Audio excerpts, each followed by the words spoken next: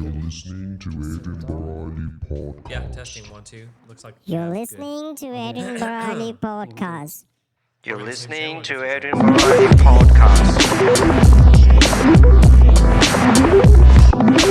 Adrian shows? Briley Podcast.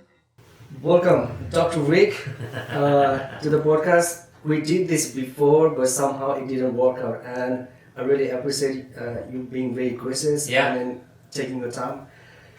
Yeah, just tell me how have you been? I've been good. I mean, hopefully it works out this time and my answers are as good as they were last time. Maybe not, though. But overall, I've been good. Just been, life's busy. Church is busy. We have winter coming here in Oregon, and I've got to get the facility ready and all that stuff. And the holiday season, Yeah. the year goes by really quickly when you plan it out like in segments. Yeah, just tell me because the crazy thing happening, like the new president is coming, and then, how is this, looks like to do a ministry in the midst of like the whole country is going through a new process, and, That is a great question. I think we are so polarized in the United States, and we are so politicized. And man, you think about how Jesus, the Pharisees often try to trick him. Yeah. And the story that I actually went to bed thinking of and woke up thinking of this morning was a story where they bring the coin to Jesus, and they ask Jesus, who should they pay taxes to, and Jesus says, give me the coin. He says, whose face is on that? They're like, well, that's Caesar's. Well, render unto Caesar what's Caesar's. So I think this, obviously I'm interested because I live here in the United States. It makes it interesting to me, to what's happening. I think the hyperbole that surrounded our politics, where this is the most important election ever, or this person's evil, like we use these terms, it's just so dehumanizing.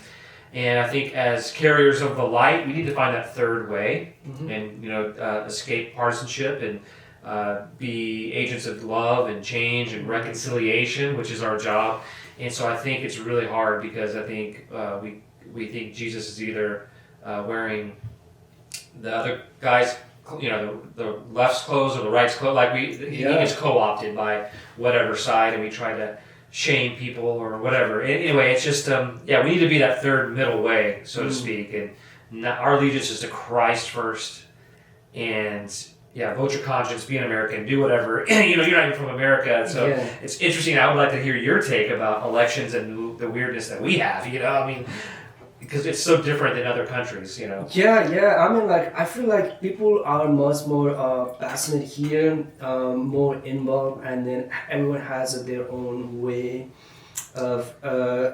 They can speak their mind, and then also not have anyone probably gonna sue me or do something. Right. You can speak freely. I think that's such a beauty and then wonderful thing. I think we all trying to see and learn from the country like United States. It's not like our country, like we don't have a freedom of speech or anything. We have some kind of freedom, but also there is. I would say it's not much. I haven't seen people being so much more spending time.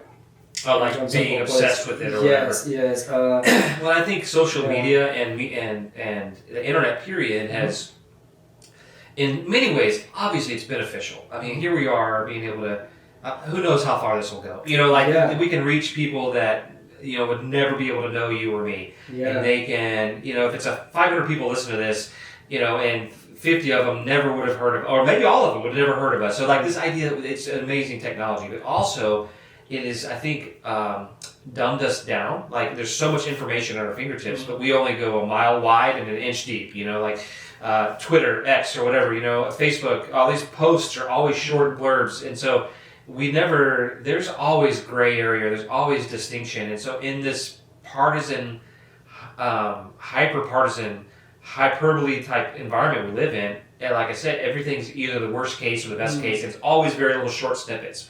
We don't get to look for nuance or depth. I heard a term, I've looked for it, I can't attribute it to anybody, so I'm going to take credit for it. The tyranny of simplicity. Yeah. So this idea that, it's just simple. That's all like a tyrannical thought. I mean, the issues that we're dealing with as a country are very complex. It's like in theology, the tyranny of simplicity. Oh, the Bible says it, I believe it, that settles it.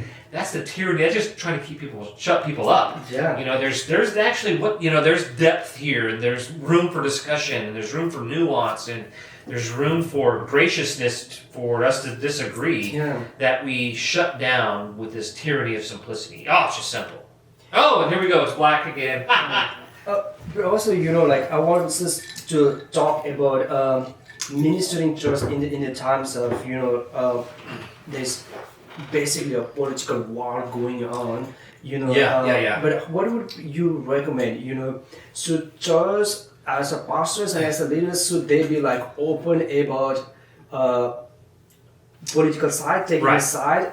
What would be like a pastor role? Should churches be taking side? In terms of like that is a great question. One, take a left or right, like or be neutral. What's the judge do? Yeah, so I think that's a really interesting question, and I know obviously people who think that the church should be the one leading the charge when it comes to telling people who to vote for or advising people. Yeah. I think they would disagree with what I'm about to say, and maybe people, on both sides. And so I think that's what happens. You have kind of two groups of people that are opposed to each other, but then you have thoughts inside of that where people who are on the right, they're like the church should preach about it. People on the left, the church should be political as well. And I think that's the worst thing for the church to be is political. I have the privilege and joy of being able to worship with people and have a relationship with them. I mean, the fact that people are cutting people off in their life because of their political vote is fascinating to me. And like, this has never been like that in the history of our world.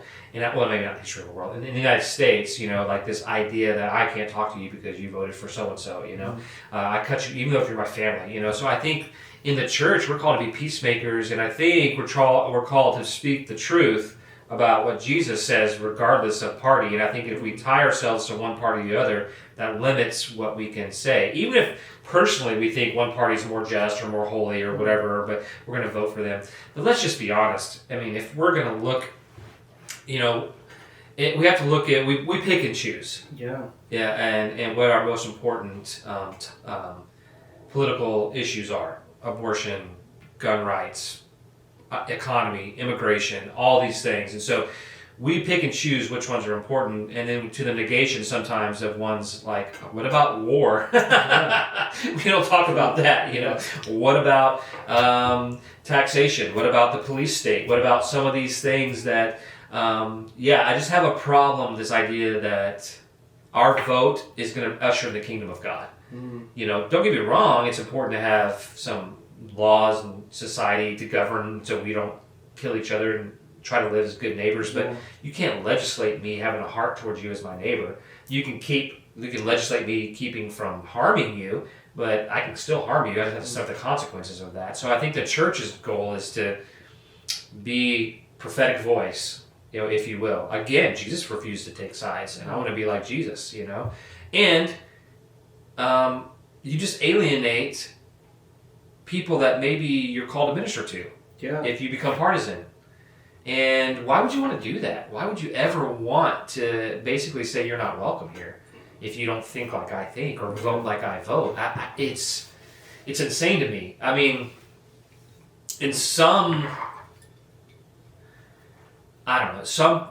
spaces, I think, even withdrawing from the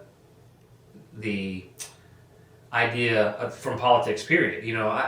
And again, people disagree with that. We need holy people, we need righteous people, blah, blah, blah. You can think that all you want, but sometimes I think it might be even more effective if we just withdraw from that. I mean, the state's going to do what the state's going to do.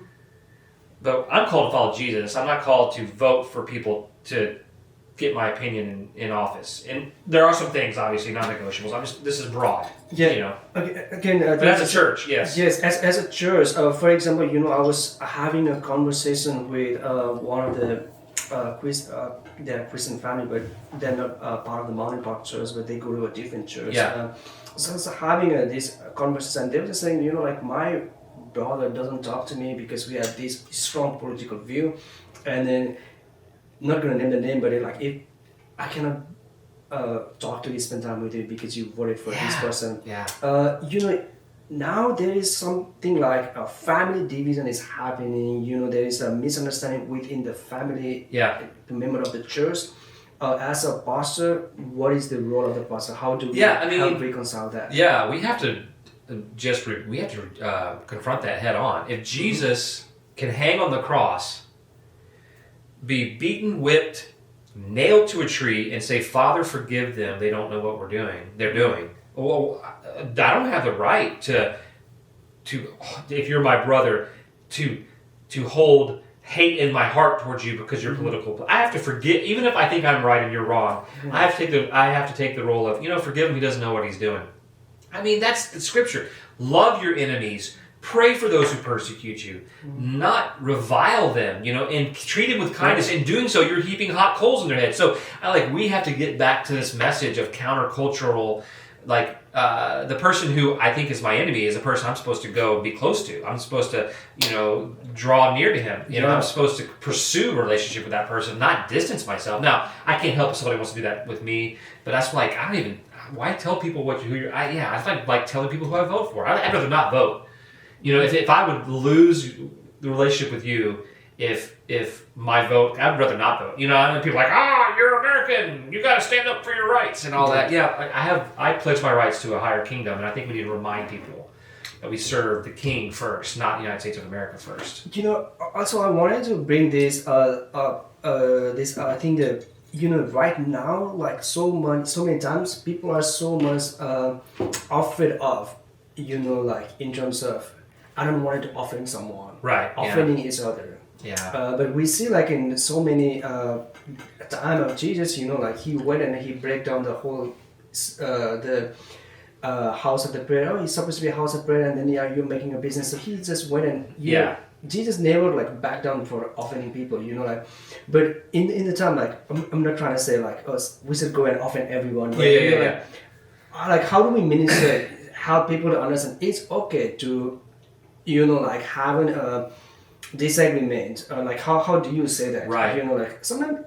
We're gonna disagree. Sometimes someone can offend you. What's interesting, but it doesn't mean the world. Right. Well, what's interesting is we people take those verses about Jesus offending, or flipping the tables over, and we forget that he's doing that in his own church. So Jesus' words to the Pharisees, he rebuked. So Jesus was probably a Pharisee, right? He wasn't a Sadducee, more than likely, whatever. But that's his faith. So to me, there's more. It does not give us permission to go talk to some person who's not a part of our faith and rebuke them for the way they're living their life. It's more like, I can tell you, bro, how can you do that? Because you're in my church or whatever. If I see something happening in my church or in my faith where it's being commercialized or whatever, and speaking out against that, I think that's appropriate more than a place of, as a Christian, I'm going to confront the world and their evilness. And I'm not saying we don't confront evil or whatever, but we do that in love, So, I think there is a place, obviously, for, hey, that's not the right way to think in the household of faith. And I think it starts there. And, Jesus' harshest words were for his family, his religious, spiritual family, which is fascinating to me, We kind of skip over that. We kind of think that he was an outsider. No, he's speaking as an insider to insiders about their lack of love. And to think about what he was, rebuking them on. Being all cleaned up on the outside, but their hearts being corrupt. Well, that's politics and religion, right? And then religion in the negative sense, is looking good for other people, but not having heart transformation or heart change, Yeah, I think the Jesus family, so it's not what goes in, but it's what comes out that defiles the man. Right. Oh, And I think it's just so many times going back to the basic. Yeah. And I think we oftentimes we fail to see that it's not what's going in, but what's coming out. I think the TV and all of the news and everything. It's just such a division, It's division. You just you had to take this side, although if you don't take this side, you were doomed.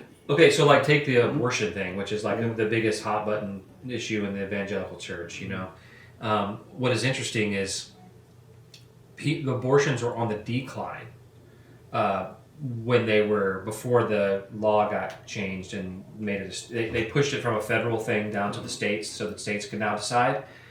Which, probably most people, whatever, it doesn't matter what your opinion on that is, but, there's good and bad sides about that. But whatever. The point is, it's always been like, that's the thing that evangelical Christians have rallied around as being a super important, if probably the most important political issue.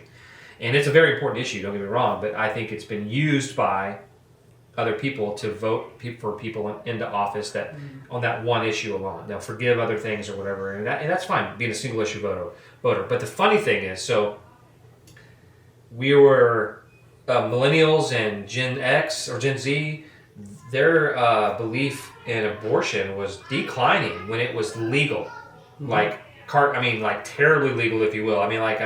The worst kind, third trimester.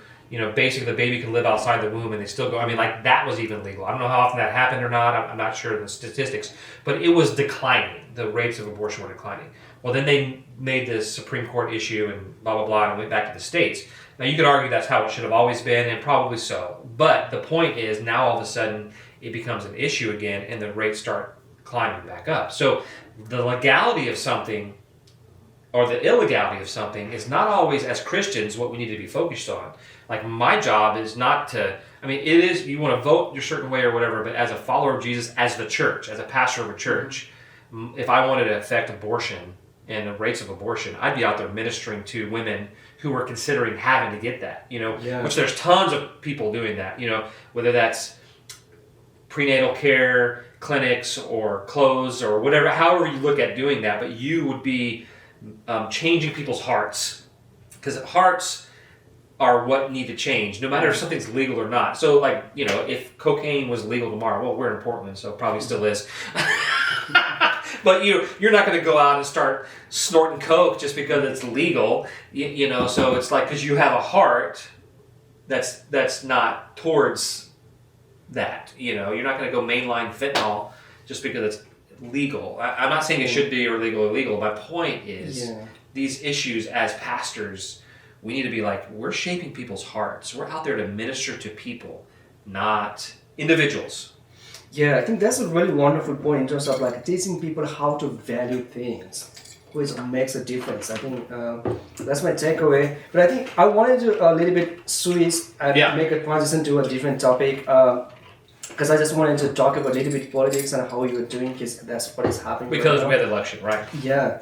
But also, tell me a little bit about, because you were a pastor, you were pastoring your church for a very long time, and then at some point you make a transition, you went and then you did your doctorate study as well. Yeah. Tell me why it is so much important for a pastor to pursue for the higher education to do a ministry, because a lot of the thing that you said sounds like much more is a practical aspect. Yeah. Why pursue academic as well? Yeah, I know. I think it's funny. I think we as people have a tendency, I think, to kind of all or nothing something. Either if something's good, then it has. This is the only.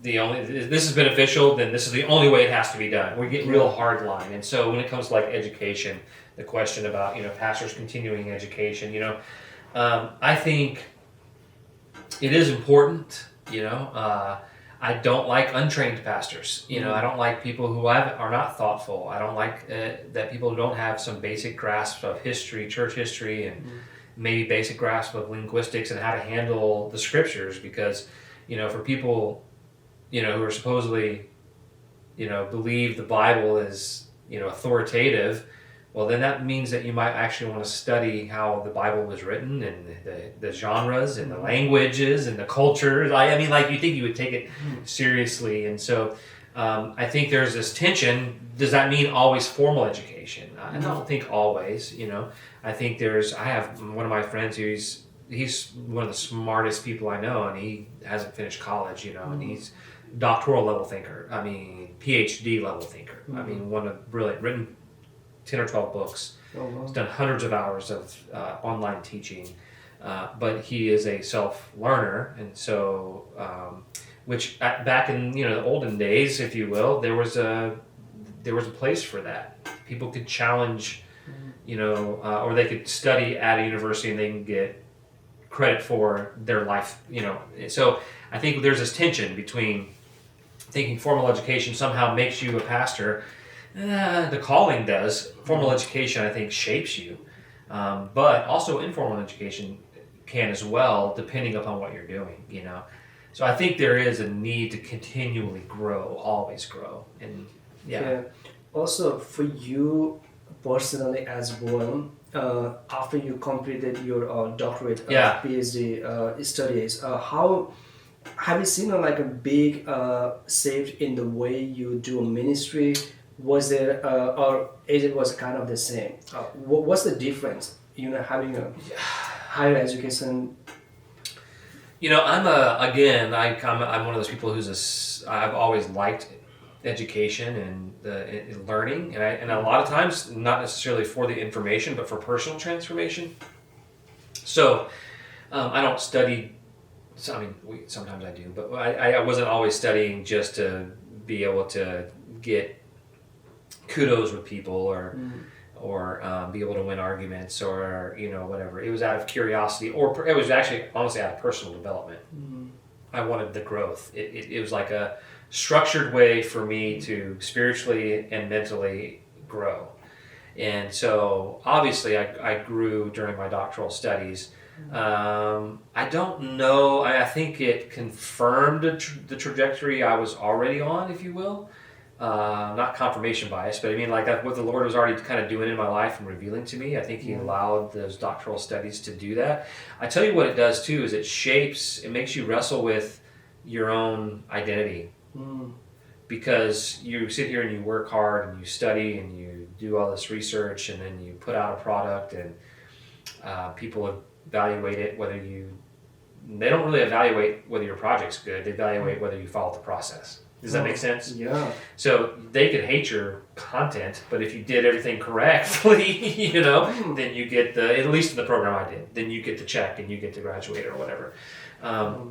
So then you think, oh, this is going to open all these doors. I'm educated and whatever. I got my bona fides. Pretty much the highest.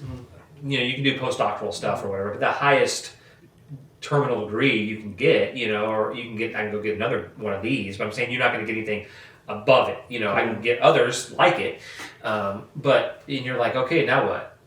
And so it makes you wrestle with your own, like, why did I do this? And your own feelings of inadequacy and or should I be like it makes you deal with some of those things. Do people call me Dr. Wood or whatever, or Dr. Rick? I'm like, I don't care.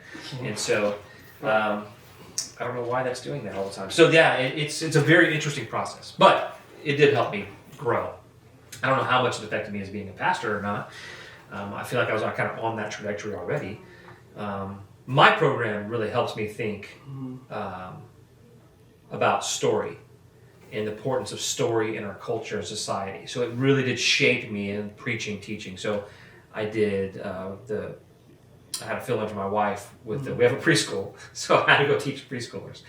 And I'm like, okay, my wife had a little lesson prepared, and I'm like, I don't want to do her lesson, I want to do this. And I found a story so I could tell the kids the story about the 10 lepers, and only one came back and was thankful, and I had to make it relatable for preschoolers. And so this idea of the story being the driving narrative of the scripture, I think has been a huge impact on my life. I want it to follow through in my preaching and when I get to preach, but we'll see. Yeah. Also, tell me a little bit about the research that you work on as well, and what was the big takeaway? So my research was, again, very practical. So because I'm the operations pastor, and I've seen, and I was a senior pastor, I have the ability to have been on both sides of the equation or whatever, and seeing the business side of the church. And that's probably one of the most misunderstood and controversial, or whatever, depending on where you look, aspects of the church. So there's idea that somehow, it's kind of Gnosticism we have in the church, that all the spiritual things like preaching and leading and those things are holy, But the business stuff, paying the bills and managing facility, those are business world. You got to be a businessman, And so this, bigger churches. So So my whole project was really just kind of about realizing that there's no sacred spiritual split. That it's all spiritual. And this idea that yes, there's some good practices we can borrow from the business world, but it's not some kind of cut and paste where we cut from the business world and paste into the church. The church is a different animal, and you need to lead with the heart of a pastor, spiritual heart, when it comes to all the business aspects as well.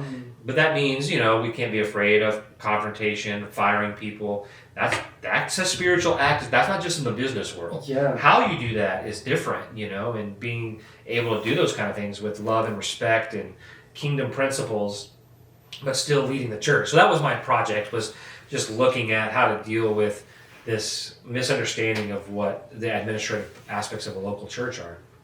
Yeah, also, Excuse me. to switch a little bit as well, like the church ministry and also the financial challenges that the churches go through. Yeah. In what extent, like a pastor should be worried about the financial challenges of the churches? Yeah, that's one of the, honestly, I think we need some revolution in those areas and some other ways of thinking. I mean, obviously, if you're in an established church, they have a way of doing things, so I'm not sure how you're going to change those things. But I think we need to be church planting. We need to think about how we're doing the finances and these things in the church. So I have a friend who's he has his PhD in Christian leadership, and I love him.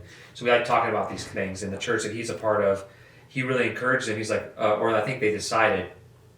They were a house church, network, they kind of informal, and they wanted to get more formal. And he was encouraging them, why don't our budget, our church budget, be what we've taken up the previous year? So that means nobody gets anything. We meet in churches. If you want to be more formalized and rent a building or have a building, and instead of being in people's homes and do whatever, if we want to start going towards more, that kind of environment, then why don't we just, for the next year, give, and then that next year, that's our budget for the following year. And then every year we do that. So that means the money's already there, if you will. And if you only take in $250,000, that's what you get to spend for that year. And the next year, if you take in $350,000, that's what you get to spend. And you decide your budget as you're doing it. I was like, man, that's revolutionary, So I think, thinking outside the box and things like that, I think, generosity is a huge thing in the church and the kingdom. So that there's been abuses, but we're talking most churches in America are not big. So the abuses, a lot of times, it gets abused, don't get me wrong, but most of the abuse is happening on these large scale places where, again, it's just a business, and money comes in and money goes out or whatever. So I think there needs to be, I don't know what the answer is, but I think there needs to be some discussions about finances. It's probably the most stressful thing in the church. But you think about it, we don't need a building to be the church. And people say that all the time, but I'm like, well, depending on our culture. So culturally, in the United States, we're at a point where people, they think church, they go to a church, And so if we're trying to reach people, sometimes we have to still, no matter theoretically what I think would be ideal, we have to deal practically with what's going to reach our communities, So at our church, it's paid for, it's been here for 50 plus years. It's aging, so there's financial restraints, but how do we turn our church into a blessing for the community? We have this gym, so using that as a community center, cooking classes, tutoring, after-school programs, all kinds of ideas that run through our head. So it's how can we utilize what we have, not just to feed ourselves, that's important to feed ourselves, but also to then have a place to reach out and feed other people. So I think it's just this tension. And again, you have to be led by the Spirit of God. Yeah. It's not one size fits all for every congregation, every place. It's people the leadership needs to prayerfully be considering what the Lord is calling for that local body or that group of people, calling them into, and how to finance that. And I think there's Holy Spirit answers to each church and each individual. Just like you have Holy Spirit answers for your life, I have in my life, and they may look different. Every church, every ministry, everything is the same. And I think too many times we just want to say, oh, that church is awesome and they're really growing. Let me just copy what they're doing and take it over here. Oh, that business idea is a great idea. Let me just copy it and bring it over here. Man, no. I mean, yes, learn from them. And maybe we do take that a little bit, but is that what the Lord is saying to do? Like, let's pause and just say, hey, we can't, unless the Lord builds the house, those who labor in vain. Proverbs, whatever that is, or Psalm. I think it's Proverbs. This is his house to build. It's not our house to build. So we can build, but I heard somebody say, if we're the ones who kick the door open, we're the ones who have to keep the door open. So if Jesus opens the door for us, or the Spirit opens the door, or the Father opens the door for us, then it's his responsibility to keep that door open. So be good stewards, which means be trustworthy, follow good practices, be open, be honest, don't be lovers of money, don't be all the things morally. Yeah. Also wanted to ask, like, because you,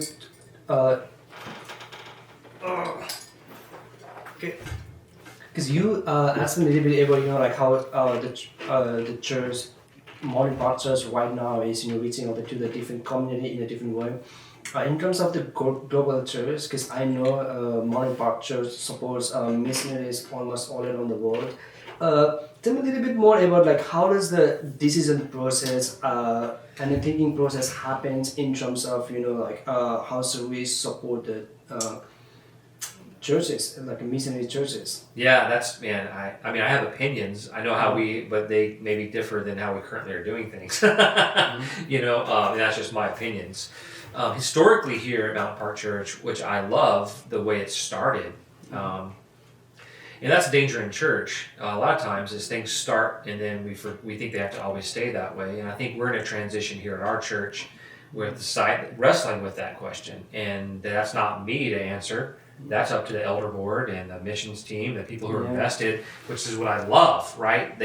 It's not one person deciding how it's going to be or a select few. It's this spiritual board of people who are wrestling with how we do it. Now, in the past here, which I love about this because we're not affiliated with a denomination,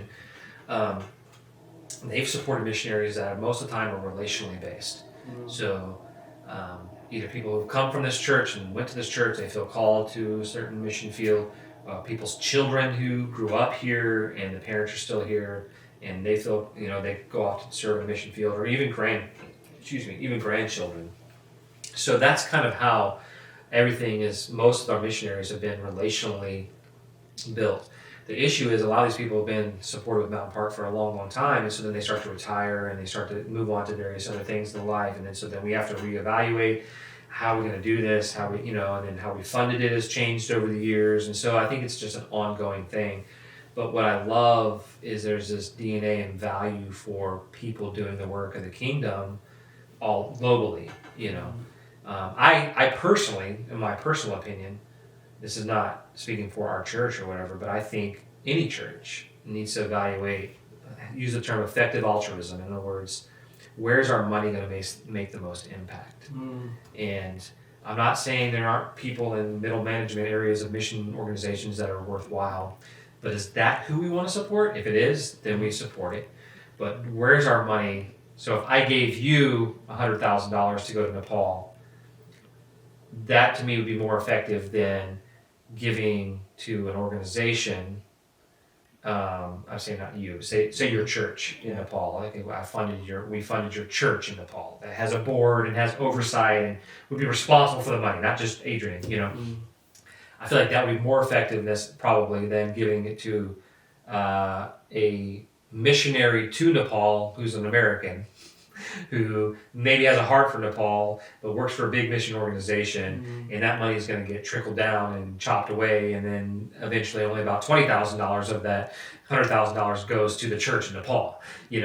I just think there's a thing about being effective with our funds, and we're the most bang for our buck. They're limited, we don't have a lot of money we're doling out. So our $100 to this missionary a month, or our $200 to this missionary a month, I think that needs to count for something and carry more weight and actually impact the people more than the organization. And that's kind of controversial probably, but Yeah. Okay. I think just wanted to conclude our time here. Before we just conclude, can you tell us some of the things that people right now who are pastoring the churches? Actually, I think big audience actually who are listening to this is from Nepal, Indonesia, and then some people in Japan right now. Yeah. Can you give advice to the people, then like how do some of the like resources that they can read and study, and then podcasts they can listen to, or anything that helps people to be more effective leaders? Yeah, that's great. That's a great question. I'm not even sure. I mean, some of the, like my mentor, Lynn Sweet, he has a daily, what we call Lynn Talk. You can find him on YouTube. He really talks about this power of the story and the gospel, and he calls it narraphora, narrative and a metaphor combined. And I think the cultures that you just mentioned probably are better at telling stories than we are, but this idea, especially I think in other cultures, taking the stories of their culture and being able to mesh those with the gospel narrative and the gospel. So I think that's a really powerful thing. So I think Lynn,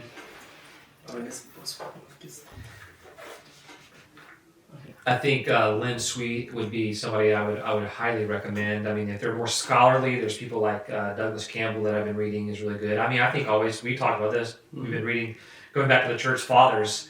My friend Baxter Kruger, reading some of his stuff, just getting us grounded in ancient theology.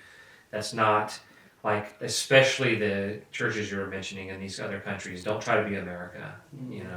Enculturate that. I'm not saying you can't learn from Americans or whatever, but take what they say and make that applicable to your culture. But I mean, the church grew out of Ethiopia, in the East, and it's look at some of those resources. That's probably what I would say. Yes, thank you so much for taking your time. Thank you for your wonderful insights. Yeah, no, we'll do it again. Yes, thank you. Stupid lights, Adrian.